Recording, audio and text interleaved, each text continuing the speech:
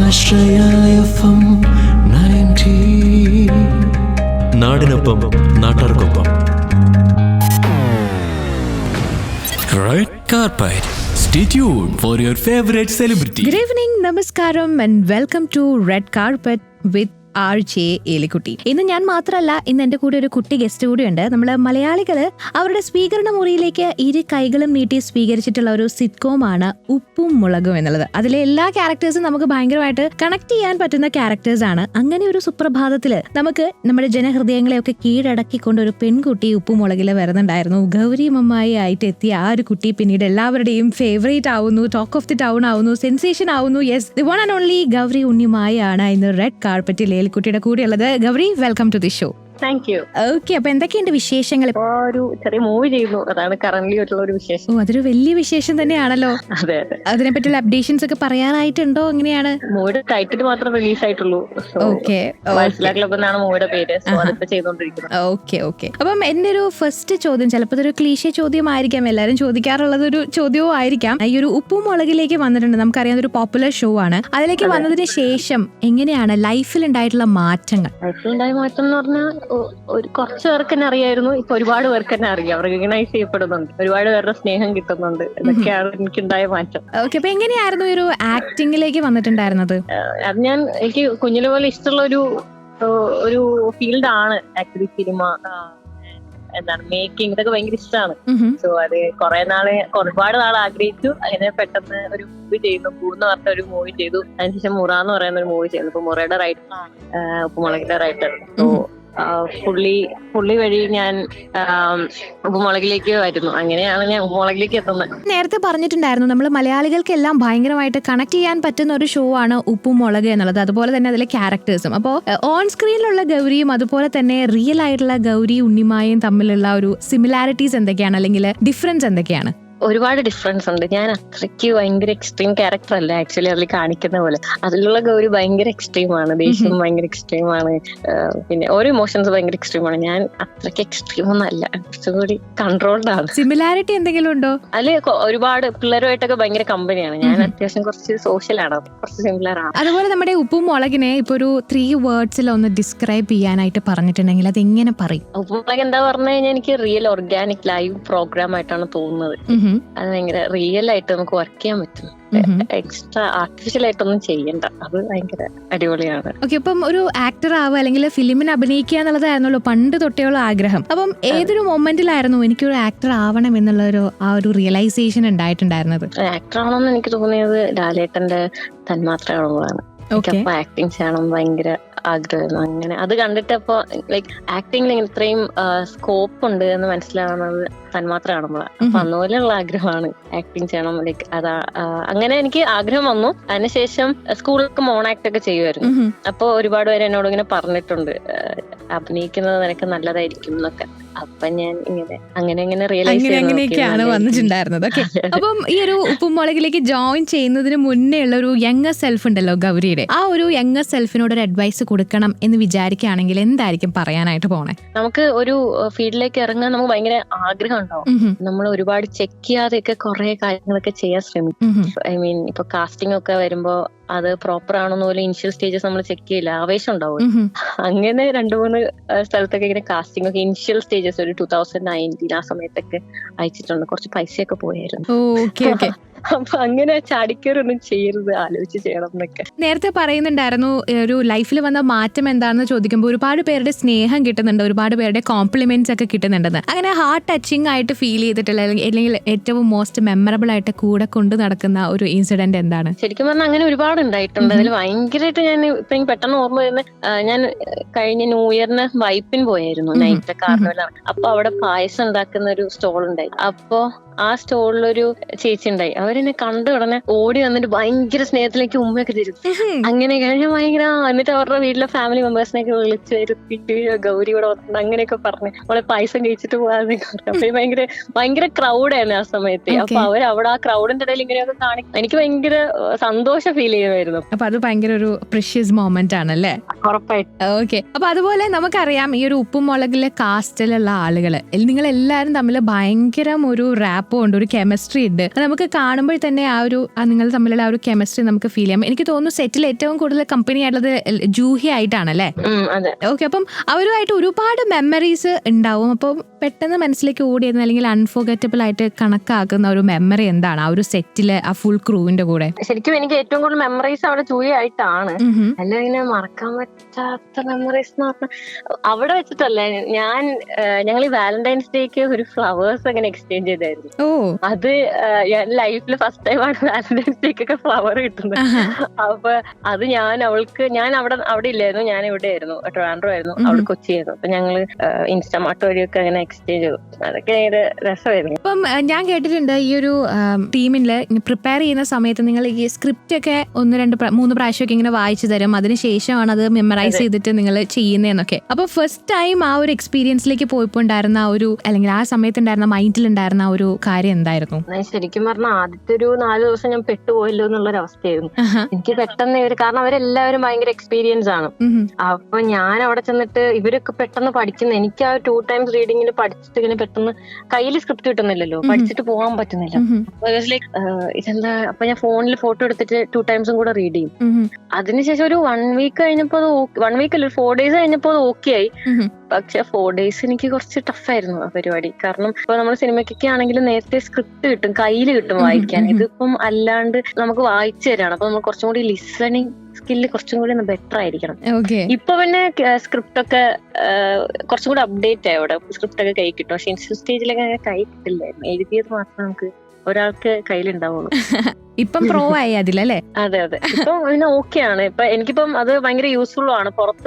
പുറത്തായാലും പോയിട്ട് ഒരു 2 times സ്ക്രിപ്റ്റ് കണ്ടാലും ഞാൻ പഠിക്കും. അപ്പൊ അതുപോലെ നമ്മളിങ്ങനെ നോക്കുന്ന സമയത്ത് ഇപ്പം ഒരുപാട് ക്യാരക്ടേഴ്സ് നമുക്ക് ഉപ്പുമുളകിലുണ്ടല്ലോ. ഇപ്പം ഒരുപാട് ഫേവറേറ്റ് ആയിട്ടുള്ള ആക്ടേഴ്സ് ഒക്കെ അതിനകത്ത് നമ്മൾ വർക്ക് ചെയ്യുന്നുണ്ട്, ഒരുപാട് ഫേവറേറ്റ് ആയിട്ടുള്ള ക്യാരക്ടേഴ്സ് ഉണ്ട്. ഇപ്പൊ ഇങ്ങനെ ഈ ഷൂട്ട് നടക്കുന്ന സമയത്ത് ഇപ്പൊ നമുക്കറിയാം, ആ ഒരു സ്റ്റോറി ലൈനൊക്കെ അറിയാം. ഇനീഷ്യലി ഇതിലേക്ക് ഗൗരി വരുന്ന സമയത്ത് പെട്ടെന്നാണ് ഈ ഒരു ഫാമിലിയിലേക്ക് ജോയിൻ ആവുന്നത്. പിന്നീട് ഇരുന്നാണ് ഈ ഒരു പഴയ സീസണൊക്കെ കണ്ട് മനസ്സിലാക്കിയിട്ടുള്ളതെന്ന് ഞാൻ മനസ്സിലാക്കിയിട്ടുണ്ട്. അപ്പം മറ്റൊരു ക്യാരക്ടർ ചെയ്യാനായിട്ട് ആഗ്രഹം തോന്നുവാണെങ്കിൽ ആ ഒരു ഉപ്പുമുളക് ടീമിൽ നിന്ന് ഏത് ക്യാരക്ടർ ആയിരിക്കും ചൂസ് ചെയ്യാനായിട്ട് ആഗ്രഹിക്കുന്നത്? അങ്ങനെ ചോദിച്ചു കഴിഞ്ഞാല് അയ്യോ, എനിക്ക് അങ്ങനെ വേറൊരു ക്യാരക്ടർ പോലെ ചെയ്യണം അങ്ങനെ തോന്നിയിട്ടില്ല.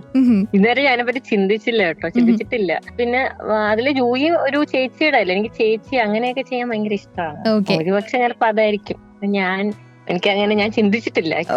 അപ്പൊ ഇനി അങ്ങനെ ഒന്ന് ചിന്തിക്കാം നമുക്ക്, ഏതൊരു ക്യാരക്ടർ ആയിരിക്കും എന്നെ കൊണ്ട് ചെയ്യാനായിട്ട് പറ്റുന്നത് എന്നുള്ള രീതിയിലൊക്കെ. അപ്പം ഇത്രയും നാളത്തെ ഒരു ജേർണിയില് ഭയങ്കര ചലഞ്ചിങ് ആയിട്ട് തോന്നിയിട്ടുള്ള ഒരു കാര്യം എന്തായിരുന്നു ആക്ടിങ് വൈസ് നോക്കുമ്പോ? അതെന്താ അറിയോ, ചലഞ്ചിങ് അല്ല, നമ്മള് ഓരോന്നും കുറച്ച് എല്ലാം ഒരു പ്രോസസ് ആണല്ലോ. എനിക്കാണെങ്കിൽ ഇങ്ങനെ നമ്മള് ഫസ്റ്റ് പെർഫോം ചെയ്യും, അപ്പൊ അത് ഓക്കെ ടേക്ക് ആവുമല്ലോ ചിലപ്പോഴൊക്കെ. അപ്പൊ ഫസ്റ്റ് ചെയ്യുമ്പോൾ നമുക്കൊരു ഓക്കെ ടേക്ക് പോകും. അപ്പൊ നമ്മൾ ബിഹേവ് ചെയ്യുമല്ലേ, അത് കഴിഞ്ഞിട്ട് സെക്കൻഡ് ഉപ്പുമുളകിലല്ല കേട്ടോ, അല്ലാണ്ട് മൂവിയിലൊക്കെ വർക്ക് ചെയ്യുമ്പോഴുള്ള കാര്യം പറയുന്നത്. അത് കഴിഞ്ഞിട്ട് അതിന്റെ ക്ലോസ് വൈഡ് അങ്ങനെ വേറെ വേറെ ആംഗിൾസ് ചെയ്ത് പോകും. അപ്പൊ അത് സെയിം കണ്ടിന്യൂറ്റി പിടിക്കണമല്ലോ, അതേ ആക്ഷൻസ് അതുപോലത്തെ സംഭവങ്ങളൊക്കെ കണ്ടിന്യൂറ്റി പിടിക്കണമല്ലോ. അങ്ങനെ പിടിക്കുമ്പോ അത് ബിഗിനേഴ്സ് സ്റ്റേജിലൊക്കെ നമ്മൾ അത് മുന്നേ നമ്മൾ എങ്ങനെ ചെയ്തത് എന്നിങ്ങനെ ഒരു ഓർക്കണം. കാരണം നമ്മൾ പഠിച്ചു വെച്ചല്ലോ ചെയ്യുന്നത്. അപ്പൊ അത് ചില സമയമൊക്കെ നമ്മൾ ഓർത്തെടുക്കണം, ഇല്ലെങ്കിൽ അത് ഓൾറെഡി എടുത്തു വെച്ചേക്കുന്ന ഷോട്ട് പോയി നോക്കിയിട്ട് ഓക്കെ ഇങ്ങനെയാണ് ഞാൻ ചെയ്തത് എന്നുള്ളത് ഓർത്ത് നെക്സ്റ്റ് ടൈം അത് റിപ്പീറ്റ് ചെയ്യണം. പക്ഷെ അതൊരു ലേണിംഗ് ആണ് അതൊക്കെ. തീർച്ചയായിട്ടും. അപ്പം ലാലേട്ടൻ അല്ലാതെ വേറെ ആരാണ് ഇൻഡസ്ട്രിയിൽ ഒരു ബിഗ്ഗസ്റ്റ് ഇൻസ്പിറേഷൻ ആയിട്ട് കണക്കാക്കുന്നത്? ഉർവശി മാം. ഡാൻസ് ഒക്കെ എപ്പോഴാണ് പഠിച്ചു തുടങ്ങിയിട്ടുണ്ടായിരുന്നത്? 2.5 വയസ്സില്. ഓക്കെ, അപ്പൊ തൊട്ടേ ഡാൻസിന്റെ ഒരു ഭയങ്കര വലിയ ആരാധകയാണല്ലേ? അന്ന് എനിക്ക് ആരാധനയൊന്നുമില്ല, എനിക്ക് കഴിവുണ്ടെന്നൊക്കെ അമ്മയ്ക്ക് തോന്നിയിട്ട് അമ്മ കൊണ്ടാക്കിയെന്ന് അമ്മ പറഞ്ഞു, എനിക്കറിയില്ല. അപ്പൊ എപ്പോഴാണ് മനസ്സിലായത് എനിക്ക് ഡാൻസ് ഇഷ്ടമാണ് എന്നുള്ള രീതിയിൽ? അത് കളിച്ചു തുടങ്ങുമ്പോ എനിക്ക് ഭയങ്കര, പിന്നെ അതിന് ഒരു LKG ഒക്കെ ആയപ്പോ എനിക്ക് ഭയങ്കര ഇഷ്ടം, എപ്പോഴും ഡാൻസ് കളിച്ചുകൊണ്ട് നടക്കും. അപ്പൊ പിന്നെ അതിനുശേഷം എന്നെ വീട്ടിൽ നിർത്താൻ പറഞ്ഞിട്ട് ഞാൻ കേട്ടിട്ടില്ല. ആ ഒരു ഫസ്റ്റ് സ്റ്റാൻഡേർഡ് മുതലൊക്കെ ഭയങ്കര ക്ലാസ് ഒക്കെ കെട്ട് ചെയ്ത് പോകുന്ന പരിപാടി ഉണ്ടല്ലോ. നമുക്ക് കലോത്സവം ഒക്കെ വരുമ്പോൾ ക്ലാസ്സിൽ കയറാൻ പറ്റില്ലല്ലോ, ഡാൻസ് ഒക്കെ ഉണ്ടെങ്കിൽ ക്ലാസ്സിലും കയറണ്ട. അതൊക്കെ ഭയങ്കര രസമായിരുന്നു. അപ്പൊ അതുകൊണ്ട് എനിക്ക് ആ വൈബ് ഭയങ്കര കണക്ട് ആയി. ഓക്കെ, ഉപ്പുമുളകിനെ മാറ്റി നിർത്തുന്ന സമയത്ത് സമയത്ത് നമുക്ക് ഗൗരിനെ ഭയങ്കര ഫെമിലിയർ ആയിട്ടുള്ളത് റീലുകളിലൂടെയാണ്. ഭയങ്കര അടിപൊളി, ഭയങ്കര രസകരമായിട്ടുള്ള ഡാൻസ് റീലുകളായാലും അതുപോലെ തന്നെ ആക്ട് ചെയ്യുന്ന റീലുകളായാലും ഒക്കെ ഉണ്ട്. അപ്പൊ ഒരു റീലാണോ അതോ ഇതുപോലുള്ള സിറ്റ്കോം അതുപോലെ തന്നെ മൂവി, ഏതാണ് കൂടുതൽ കംഫർട്ടബിൾ ആയിട്ടുള്ളത്? ശരിക്കും പറഞ്ഞാൽ എനിക്ക് എല്ലാം ഡിഫറെന്റ് ആണ്, പക്ഷെ എല്ലാം ഞാൻ കംഫർട്ടബിൾ ആണ്. എനിക്ക് റീലാണെങ്കിൽ നമ്മൾ സ്വന്തമായിട്ടല്ലേ ചെയ്യുന്നത്, അപ്പോ അത് നമ്മുടെ ഒരു ക്രിയേറ്റീവ് സ്പേസ് വരുന്നുണ്ട്. പിന്നെ ഉപ്പുമുളകൊക്കെ ആകുമ്പോ അത് വേറൊരാളുടെ സ്ക്രിപ്റ്റിൽ നമ്മൾ വർക്ക് ചെയ്യാണ്. അപ്പൊ നമ്മൾ ക്രിയേറ്റ് ചെയ്യുന്നല്ല, പക്ഷെ വേറൊരു ക്രിയേഷൻ നമ്മൾ ഒരു ലൈഫ് കൊടുക്കുന്നതല്ലേ. അപ്പൊ അതും വേറെ രസമാണ്. അപ്പൊ എനിക്ക് രണ്ടും കംഫർട്ടബിൾ ആണ്, എനിക്ക് രണ്ടും ഇഷ്ടമാണ്. അപ്പൊ അതുപോലെ ഈ ഒരു കാര്യങ്ങളൊക്കെ ചെയ്യുന്ന സമയത്ത് നമുക്ക് ഒരുപാട് അപ്രിസിയേഷൻ വരും, അതുപോലെ തന്നെ ക്രിട്ടിസൈസ് ചെയ്യുന്നവരും ഉണ്ടാവും. അപ്പൊ ഈ രണ്ട് കാര്യങ്ങളും എങ്ങനെയാണ് ഹാൻഡിൽ? ശരിക്കും പറഞ്ഞാൽ ഹാൻഡിൽ ചെയ്യാൻ ഭയങ്കര രസമാണ്. ചില ക്രിട്ടിക്സ് ആയിട്ടുള്ള പോയിന്റ് അത് നമുക്ക് ഇമ്പ്രൂവ് ആവാൻ വേണ്ടിട്ട് ഭയങ്കരമായിട്ട് ഹെൽപ്പ് ചെയ്യും. പിന്നെ ചിലവർ ക്രിട്ടിസൈസ് ചെയ്യാൻ വേണ്ടിട്ടിരിക്കുമല്ലോ, അത് മൈൻഡ് ചെയ്യാറില്ല ആക്ച്വലി. നല്ല തീരുമാനമാണ്. അതെ, അപ്രീഷിയേറ്റ് ചെയ്യുമ്പോ ശരിക്കും പറഞ്ഞാൽ അതിലും ഭയങ്കരമായിട്ടും അങ്ങനെ ഇൻഫ്ലുവൻസ് ആവില്ല, സന്തോഷം ഉണ്ടാവും. പക്ഷെ ചിലവര് വെറുതെ അപ്രീഷിയേറ്റ് ചെയ്യാൻ വേണ്ടി അപ്രീഷിയേറ്റ് ചെയ്യുമല്ലോ. ലൈക്ക് ചിലവരൊക്കെ ഇങ്ങനെ കോഴി ഇടിക്കാനൊക്കെ വരില്ലേ, അപ്പൊ അങ്ങനെ വേണ്ടിട്ട് അപ്രീഷിയേറ്റ് ചെയ്യല്ലോ. അത് ഭയങ്കരമായിട്ടും എന്നെ എഫക്ട് ചെയ്യാറില്ല. അല്ലാതെ നമ്മൾ എക്സ്പെക്ട് ചെയ്യാത്ത ആൾക്കാർ, അല്ലെങ്കിൽ നമ്മൾ അവരിൽ നിന്ന് എന്തെങ്കിലും പോയിന്റ് കേൾക്കണം എന്ന് ആഗ്രഹിക്കുന്ന ആൾക്കാരൊക്കെ ഉണ്ടല്ലോ, അങ്ങനെയുള്ളവർ പറയുമ്പോൾ ഭയങ്കര സന്തോഷമാണ്. അപ്പൊ ഈ ഒരു ജേർണിയുടെ ഇടയിൽ എപ്പോഴെങ്കിലും സെൽഫ് ഡൗട്ട് ചെയ്തിട്ടുണ്ടോ, എനിക്കിത് പറ്റുന്നതാണോ എന്നുള്ള രീതിയിൽ? അത് നമുക്ക് നമ്മൾ ആഗ്രഹിക്കുന്നത് എത്താതെ വരുന്ന ഒരു സമയം ഉണ്ടാവുമല്ലോ. നമുക്ക് ഒരു ചാൻസും കിട്ടുന്നില്ല എന്നൊക്കെ ഉള്ളൊരു സമയം ഉണ്ടാവുമല്ലോ. നമ്മൾ എത്ര ചെയ്തിട്ടും കിട്ടുന്നില്ല എന്നൊക്കെ വരുമ്പോ നമ്മൾ വിചാരിക്കുകയോ നമുക്കിത് പറ്റുന്നില്ല, അങ്ങനെയൊക്കെയുള്ള സമയമുണ്ട്. ഞാനിരുന്ന് കരഞ്ഞിട്ടൊക്കെ ഉണ്ട്. അപ്പൊ അന്നൊക്കെ എനിക്ക് കഴിവില്ലാത്തതാണോ കിട്ടാത്തത് എന്നൊക്കെ ഉള്ളൊരു തോട്ട് വരും. അമ്മയും അച്ഛനൊക്കെ പറയാം അതിനൊക്കെ ഒരു സമയമുണ്ട്, കിട്ടാണ്ട സമയത്ത് കിട്ടും എന്നൊക്കെ പറയും. അതിന്റേതായ സമയമുണ്ട് ദാസാന്നല്ലേ? അതെ.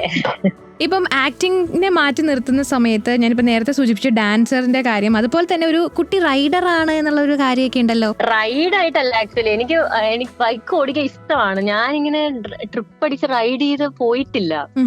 പോയിട്ടുണ്ട്, ഇടയ്ക്ക് ഷിംല പോയപ്പോ ഞങ്ങള് ബൈക്ക് റെന്റൊക്കെ അവിടെ നിന്ന് എടുത്തിട്ട് അങ്ങനെയൊക്കെ പോയി. അല്ലാണ്ട് ബൈക്കിൽ ഒത്തിരി ദൂരം റൈഡ് അങ്ങനെയില്ല. എല്ലാരും ഞാൻ ബുള്ളറ്റ് ഓടിക്കുന്നുണ്ടപ്പോ ഞാൻ റൈഡർ ആണെന്ന് പറഞ്ഞു.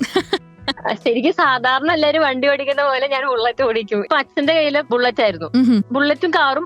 അമ്മയ്ക്കും സ്കൂട്ടിയും കാറും. അമ്മ എപ്പോഴും സ്കൂട്ടിയിലാ പോകുന്നത്. അപ്പൊ വീട്ടില് വേറെ വണ്ടി ഉണ്ടാവില്ല. പിന്നെ എനിക്ക് സ്കൂട്ടി ഓടിക്കുമ്പോ ഉറക്കം വരും. ബൈക്ക് ഓടിക്കുമ്പോ എനിക്ക് ഞാൻ എൻജോയ് ചെയ്യാറുണ്ട്. അപ്പൊ ഞാൻ പഠിച്ചു വീട്ടിലെപ്പോഴും അച്ഛന്റെ വണ്ടി ആയിരിക്കും കൂടുതൽ ഉണ്ടാവുക, ഞാൻ എപ്പോഴും യൂസ് ചെയ്യും. അങ്ങനെയാണ് ഞാൻ ശരിക്കും പറഞ്ഞാൽ ബുള്ളറ്റിലൊക്കെ കൈ തെളിയുന്നത്. ഇപ്പൊ ഒരു ഇന്റർവ്യൂ വന്നപ്പോ ഞാൻ റൈഡറായി.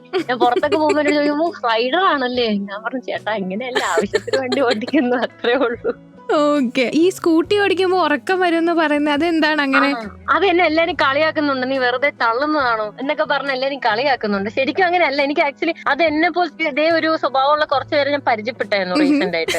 ഈ ഇന്റർവ്യൂവിന് ശേഷം ഗൗരി എനിക്കും അങ്ങനെ തോന്നാറുണ്ടെന്ന് പറഞ്ഞു. ഞാൻ ശരിക്കും ഒരു തവണ ഞാൻ പ്രോപ്പർ ആയിട്ട് ചില സമയം സ്ലീപ്പ് എനിക്ക് കിട്ടാറില്ല. അപ്പൊ ഞാൻ ഈ സ്കൂട്ടി ഓടിച്ചോണ്ട് നമ്മൾ വേറെ ഒന്നും ചെയ്യണ്ടല്ലോ, വെറുതെ ആക്സിലേറ്റർ കൊടുത്താൽ പോലെ അതിങ്ങനെ വണ്ടി പോവല്ലോ, ഒന്ന് ശ്രദ്ധിച്ച് ഓടിക്കാൻ അത്രല്ലേ ഉള്ളൂ. അപ്പൊ നമ്മളിങ്ങനെ വേറെ ഒന്നും ചെയ്യാണ്ട് ഇങ്ങനെ ഇരിക്കുമ്പോൾ നമ്മളിങ്ങനെ ആലോചിച്ച് പോകുമ്പോൾ ഉറങ്ങിപ്പോകും. ഡ്രാഗൺ സിനിമ ഉണ്ടായിരുന്നു. ഡ്രാഗൺ സിനിമയിൽ അവർ കാണിക്കുന്നുണ്ട് വണ്ടി ഇങ്ങനെ ഉറക്കമില്ലാണ്ട് വരുമ്പോൾ വണ്ടി ഓടിച്ച് ഉറങ്ങിപ്പോകുന്നു. അതുപോലത്തെ ഒരു സിറ്റുവേഷനൊക്കെ എനിക്ക് ശരിക്കും പറഞ്ഞാൽ സ്കൂട്ടി ഓടിച്ച് 2-3 തവണ ഇങ്ങനെ ഉറങ്ങിപ്പോയിട്ടുണ്ട്. റീസെന്റ് ആയിട്ട് കൂടി എന്റെ ഒരു ഫ്രണ്ടിനെ ഞാൻ എറണാകുളത്ത് വെച്ചിട്ടാ ഒരു റെയിൽവേ സ്റ്റേഷനിൽ രാവിലെ ഡ്രോപ്പ് ചെയ്യാൻ പോയി. അന്ന് ഞാൻ പ്രോപ്പറായിട്ട് ഉറങ്ങിയിട്ടില്ല. തിരിച്ചു വന്നപ്പോ എനിക്ക് കണ്ണ് ഉറക്കാൻ പറ്റുന്നില്ല. ഞാൻ കണ്ണ് അടഞ്ഞു വരും, പിന്നെയും തുറക്കും. ഉറക്കമില്ലാണ്ട് വരുമ്പോ ബൈക്കാണ് നമ്മൾ കുറച്ചും കൂടി കെയർഫുൾ ആണ്, ക്ലച്ച് മാറ്റണം, അങ്ങനെ ഗിയർ ചേഞ്ച് ചെയ്യണം, അങ്ങനെയൊക്കെ. പക്ഷെ ഇത് അങ്ങനെയല്ലല്ലോ, നമ്മൾ ആക്സിലേറ്റർ മാത്രം കൊടുത്താൽ മതിയല്ലോ, വേറെ ഒന്നും ചെയ്യാത്ത ഉറക്കം വരും. എനിക്കത് എൻജോയ്മെന്റ് കിട്ടുന്നില്ല, അതാണ് എനിക്ക് ഉറക്കം വരുന്നത് പറയാം. പക്ഷെ എല്ലാവരും ഞാൻ തള്ളുന്നെന്ന് പറയുന്നത്. ഓക്കെ. അപ്പൊ എന്തായാലും ഇപ്പൊ ഇതിനൊരു കറക്റ്റ് ആയിട്ടുള്ള ക്ലാരിഫിക്കേഷൻ കിട്ടിയിട്ടുണ്ട്, ഇതാണ് അതിന്റെ റീസൺ എന്നുള്ളത്. ആക്ടിങ് അല്ലെങ്കിൽ ഏതൊരു കരിയർ ആയിരുന്നു ചൂസ് ചെയ്യാനായിട്ട് ഇഷ്ടപ്പെടുന്നത്? ചോദിച്ചാ എനിക്ക് ടീച്ചിങ് ഭയങ്കര ഇഷ്ടമാണ്. ഗൗരി ഭയങ്കര സ്റ്റുഡിയസ് ആണെന്ന് ഞാൻ കേട്ടിട്ടുണ്ടല്ലോ. നമ്മൾ പഠിച്ചാലല്ലേ പഠിപ്പിക്കാൻ പറ്റുള്ളൂ. അതെ അതെ. അതുകൊണ്ട് എനിക്ക് പഠിക്കാനും ഇഷ്ടമാണ്, പഠിപ്പിക്കാനും ഇഷ്ടമാണ്. ഞാൻ ഇവിടെ ട്യൂഷൻ സെന്റേഴ്സിലൊക്കെ പഠിപ്പിക്കാൻ പോകുമായിരുന്നു. ഇവിടെ സെന്റേഴ്സ് ഒക്കെ ഉണ്ട്. ഞാൻ കുറച്ച് റിമോട്ട് ഏരിയയിലാണ് എന്റെ വീടൊക്കെ. അപ്പൊ ഇവിടെ കുഞ്ഞു കുഞ്ഞു ട്യൂഷൻ സെന്റേഴ്സ് ഒക്കെ ഉണ്ട്. ഞാൻ അവിടെ പഠിപ്പിക്കാൻ പോകും. എനിക്ക് പഠിപ്പിക്കാൻ ഭയങ്കര ഇഷ്ടം. ടീച്ചിങ് മേ ബി എടുത്തന്നെ. ഇല്ലെങ്കിൽ ഞാൻ സിവിൽ സർവീസ് പഠിച്ചിട്ടുണ്ട്. ഞാൻ എഴുതി കളക്ടർ ആയേനെ. ഇനിയും അതിന് പറ്റുമെന്നുള്ളതാണല്ലോ. അപ്പൊ എന്തെങ്കിലും ഞാൻ എഴുതും, പക്ഷെ ഞാൻ കളക്ടർ ആവുമെന്ന് എനിക്കറിയില്ല. ഞാൻ എന്തെങ്കിലും ഏസ് എടുക്കും, പക്ഷെ കളക്ടർ ആവുമെന്ന് എനിക്കറിയില്ല.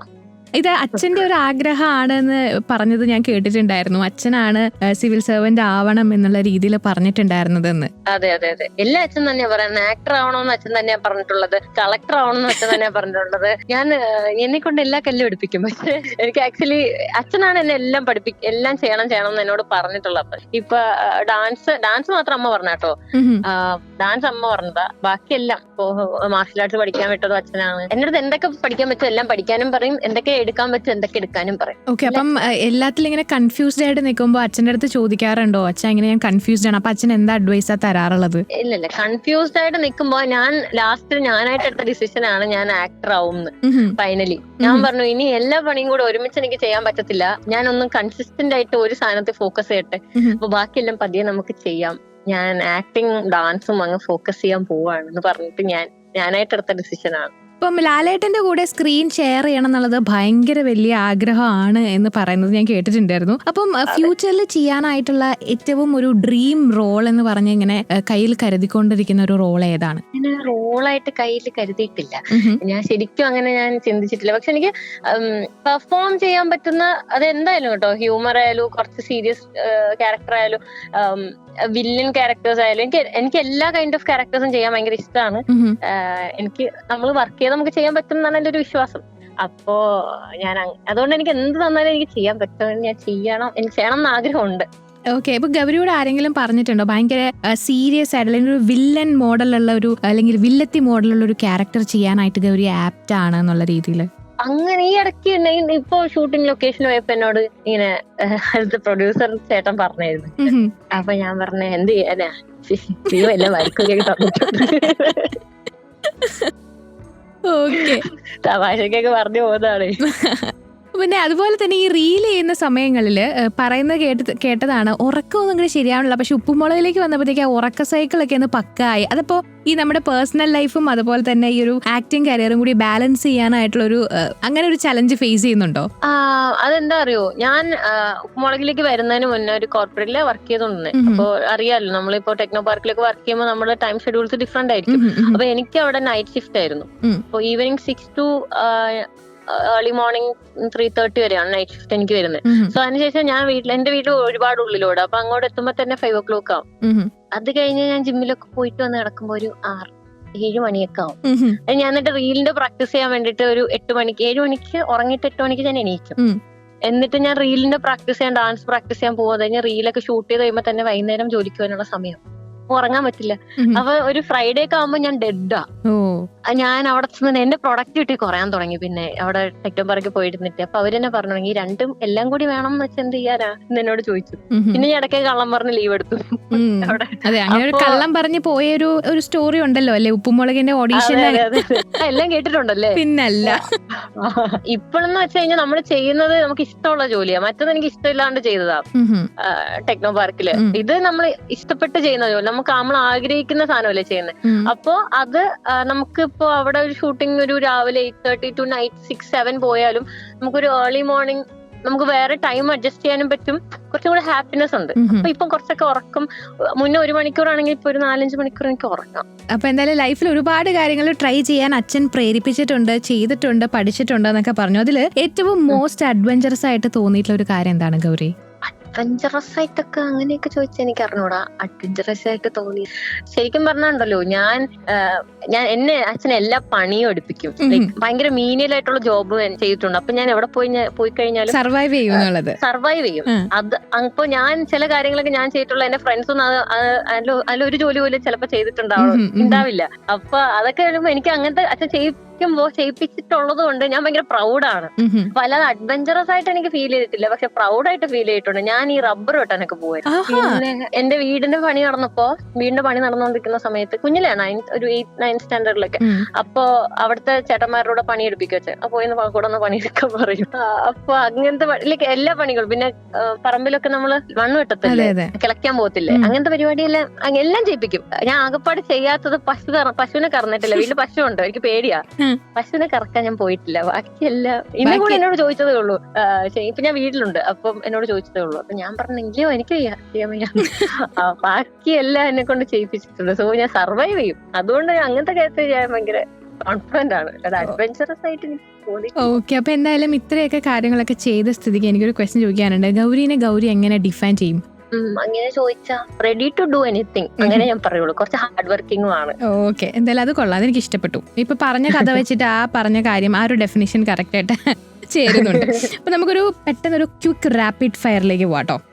Okay, favourite Malayalam movie? Thanmathra. Okay, dream costar? Screen sharing ആണെങ്കിൽ അല്ലേട്ട്, അല്ലെങ്കിൽ എനിക്ക് റോഷൻ മാർട്ടിനെ. Oh okay, one word to describe yourself. One വേർഡിൽ പറയണേ. Hard working person. Okay, favourite thing about being in the entertainment industry? We can make others happy. അത് അടിപൊളിയായിരുന്നു.